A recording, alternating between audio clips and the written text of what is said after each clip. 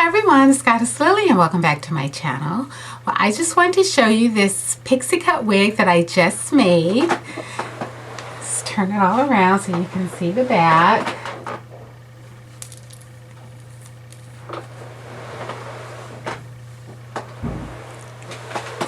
So, I made this about a week ago and I've just been kind of wearing it all week, just, you know, like to Sam's Club, Trader Joe's, even to the gym, just kind of, you know, getting the hang of the short hair.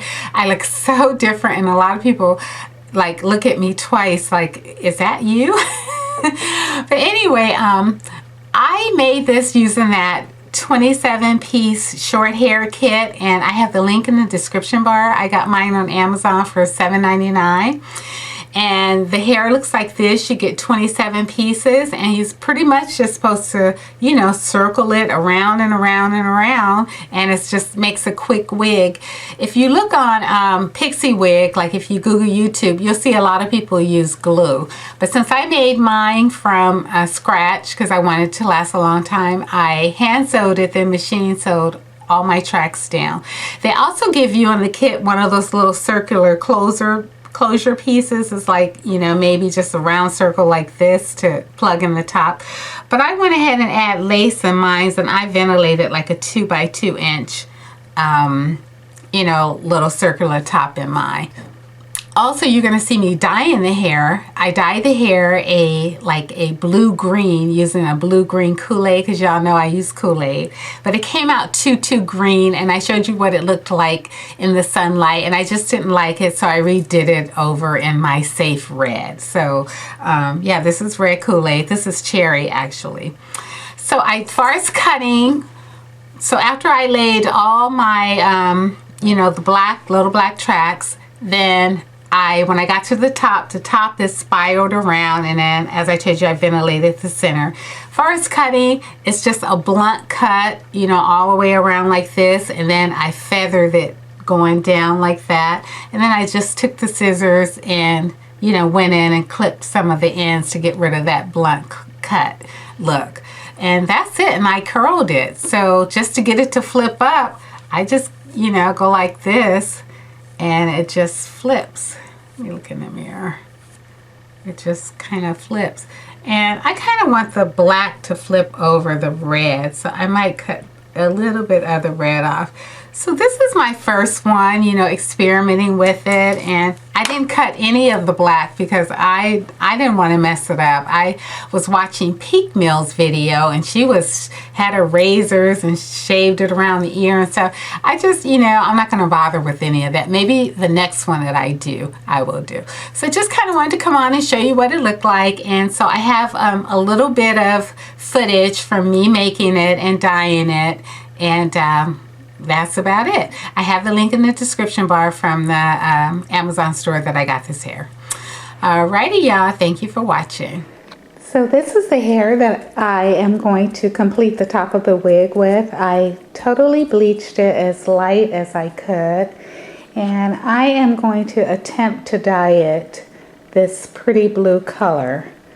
And because I like to experiment with Kool-Aid, Kool-Aid only costs 25 cents a pack, and as you know, I have a video on how to dye hair with Kool-Aid, and I will link that below.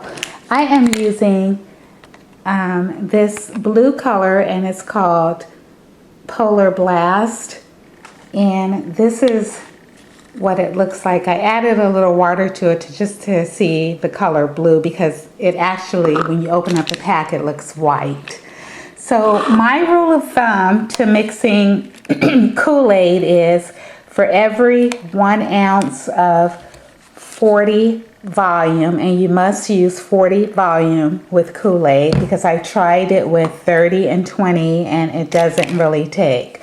So for every 1 ounce, you use 2 packs of Kool-Aid. So for every 1 ounce of peroxide, you use 2 packs of Kool-Aid, and you must measure it out in a cup. I have a measuring cup that I measure 1 ounce, and I poured it in here. So that's just to make sure that it mixes right.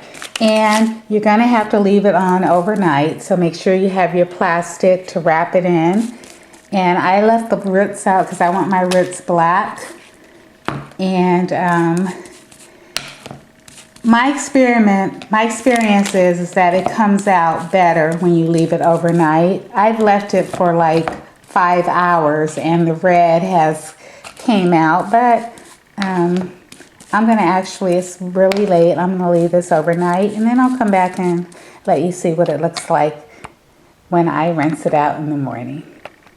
So as you can see, you can still see some of the blonde strands, and I let it sit overnight. Yeah, this has been sitting overnight. I put the dye in about 10 p.m. and I just washed it out, and it's about 8:30 a.m. in the morning.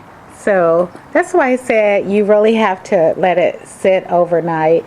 But the dye was really blue, and so the hair is green. So we'll see, you know, what the final outcome looks like. Okay, so here is the wig that I am making. So I am using just wig making net, and I made a custom wig cap. It is on my head mode, and I have this foundation going all the way around.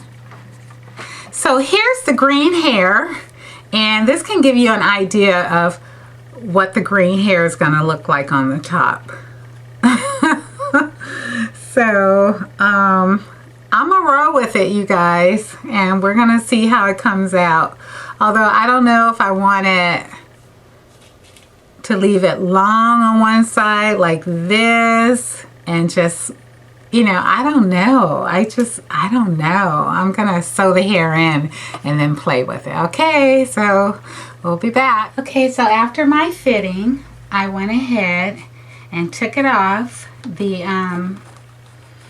head mold, and I machine sewed all the tracks down, and I took all the hair and I pinned it in a circular motion. It comes right to the hairline in the front. And I also added some Swiss lace in the center, so I will ventilate this whole center. I have some hair left, but I'm probably going to have to dye some more hair blue-green to finish this, because this is about 1.5 inches each way. So I will come back with the finished product. Stay tuned.